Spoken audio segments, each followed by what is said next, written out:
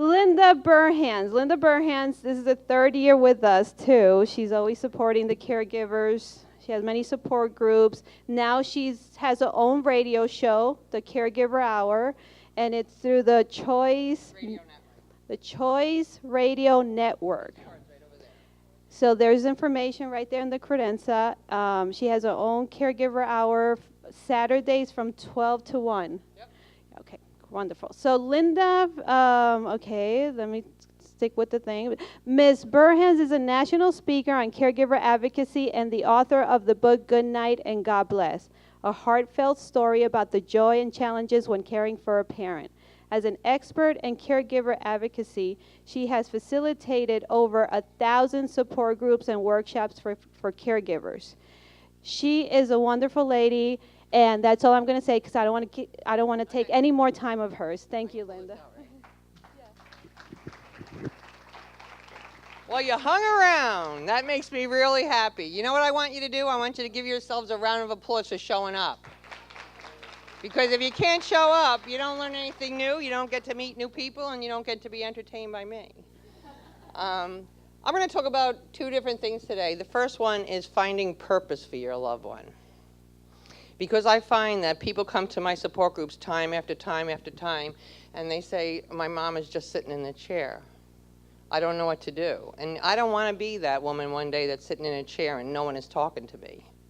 Because I think that, as far as everything else that we've heard today, is so important and so wonderful, but the heart, I think, is the most important part of all, and how you feel and how you treat your loved one. And I'll give you an example, because I'm a storyteller. A woman came into my support group, and she said to me, my mom really recently passed away, and ever since she passed away, my dad just sits in the chair. They were married 62 years, they did everything together, and Dad is just sitting in the chair. She said, I took him to the doctor, and the doctor gave him an antidepressant, Linda, but he's still just sitting in that chair. I'm afraid he's going to pass away in the chair. I said, tell me something that he used to do when he was younger. He said he used to build these big model ships with all these little pieces on it and all that kind of stuff. And I said, do you think could he still do that? Oh, Linda's hands are kind of arthritic. I said, you want to try an experiment? She said, I'll try anything. I said, go to the craft store. They have some wooden cars that probably a kid would put together. There's like 8 pieces to put them together. I said, buy 12 of them and bring them home to Dad. I know a nursery school that could use them. And ask Dad, do you think by any chance you could paint these and put them together for the nursery school? Well, I'll tell you, I just spoke to her the other day, and he's now on his 25th dozen. He goes every morning, he gets up, he makes the cars, he's hooked up with daycares, he's hooked up with even people in other states. And he sends the cars, and he's joyful every morning because he wakes up every morning with something to do. And the coolest part of all is, she said the money it costs her to buy the materials for him to make is less money than it was for the antidepressant. Win-win.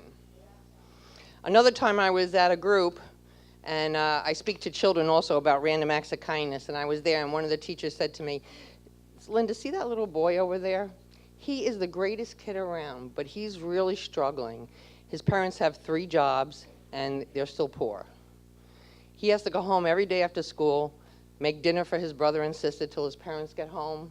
He helps them with his homework, he does everything. But unfortunately, this kid is just having such a hard time with reading. We got to find a way to help him out. Well, the day before I did a support group, and a woman came into the support group and she cried through the entire support group. And she said, my husband's confined to a bed now for the rest of his life. He's a retired English teacher and he feels useless. I was like, woohoo!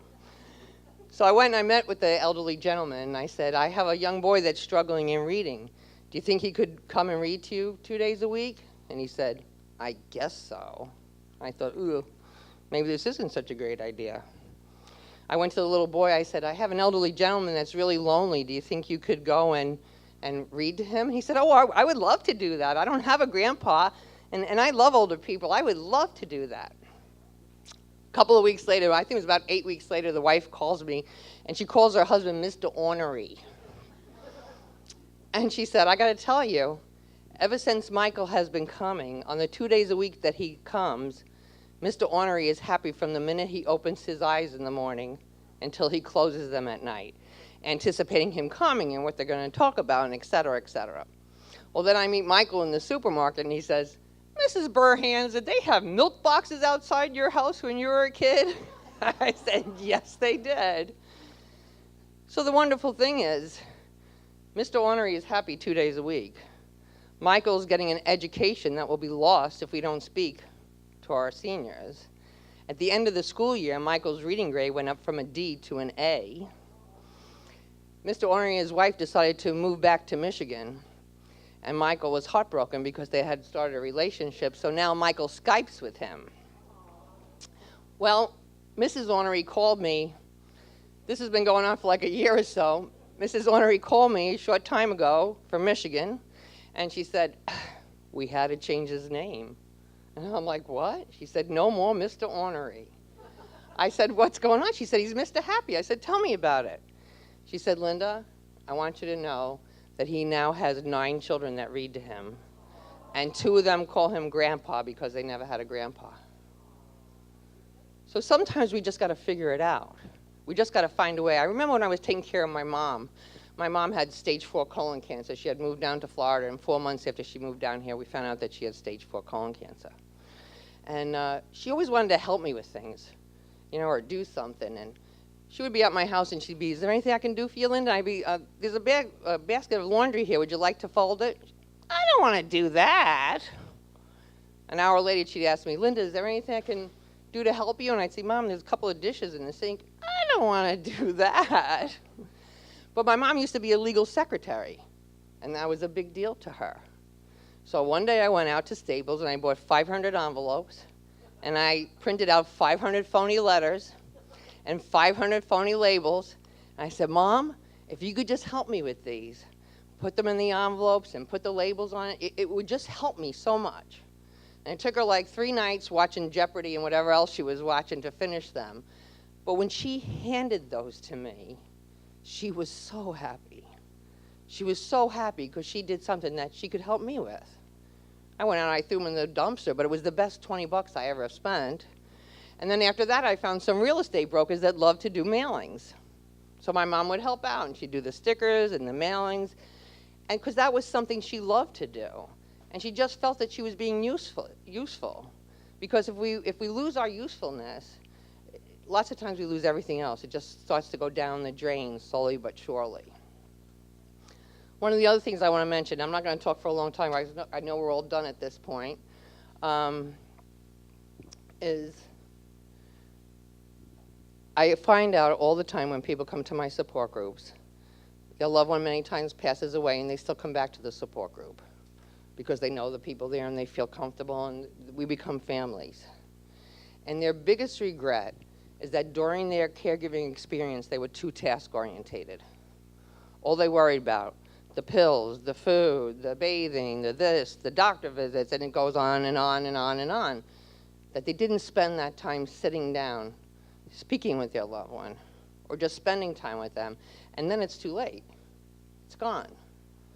And I'll give you an example of that also, because that was when I was taking care of my mother, that was one of the biggest things in my mind. I didn't want it to just be all about medicine. I didn't want it to just be all about that kind of stuff. I just wanted to spend time with her because I knew I had a very limited time.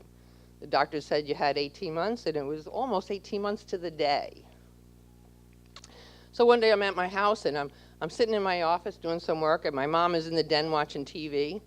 And in fact, she was watching Judge Judy. And my mom from New York had something to say about everything, I can assure you. And I walked in the room, and she was just staring at her hands. I said, Mama, what are you doing? And she said, I'm just looking at these old, ugly, arthritic hands. And they were pretty bent up and messed up. And then normally I would have said, oh, Mama, those hands are just fine. Oh, Mama, here's some hand cream. But I sat down, and I took my mother's hands and mine, and I was like, Mom, besides how many dishes these hands have washed, and how many clothes. My mama didn't get a washing machine till the 4th kid. I remember her washing them in the kitchen sink and hanging them out on the clothesline. I said, Mama, these hands have combed my hair and wiped my tears. These hands have held my daughter and hold my grandchildren. I said, and these hands gave me a good whack on the fanny when I deserved it, Mama. I said, these are the best hands in the world. And my mother just so softly said to me, thank you, Linda. And that was one of the most profound moments in my life. And what did it take me? 60 seconds. 60 seconds to do that. So I'm not going to keep going on because I have a radio show that you can hear these stories every week and what's going on, and a couple of books. But I want to end this with, you need to take care of yourselves. Because if you don't take care of yourselves, you can't take care of them. I've had caregivers come to my support groups and I see them burned out. I see them falling apart. I beg them to get help, and they don't. One of my caregivers actually died in the living room with his wife watching TV, and she had Alzheimer's and was sitting in the recliner and they didn't even know he died. And if it wasn't for the neighbors who had kind of monitored them and saw that the car didn't go out of the house that day, who knows what else could have happened. And the worst scenario came true then, because there was no preparation for anything. They had never looked into any kind of facility because he was going to take care of it till the end. He did take care of it till his end, but not till her end. So take care of yourselves. Just do a little something every day. You know, I'm a caregiver also for grandchildren. I have 2 grandchildren. Last thing I thought I'd be doing at 63 years old. And I can remember a couple of years ago, I woke up every morning crabby. I was just crabby. Why do I have to do this? And they don't want to go to school, and it's just always this and that. And I don't want to start my day like that every day. So what I do now is, I've been doing this for 2.5 years. I live on a lake. I walk my dog in the morning. I go to the dock. I sit down on the dock and say my prayers. And then I take a picture of the sunrise, or a flower, or a duck, or whatever it is. And then as I'm walking, I post it to Facebook, and I say, good morning, Seminole. I email it to my stepmother who lives in New York City because she's alone. So I know, she knows I got to hear from her within like an hour of that photo, just because I know she's okay. And now a couple of other people, and in fact, recently, well, probably about 6 months ago, I was at a seminar, and I was sitting there, and somebody came over to me and said, good morning, Seminole.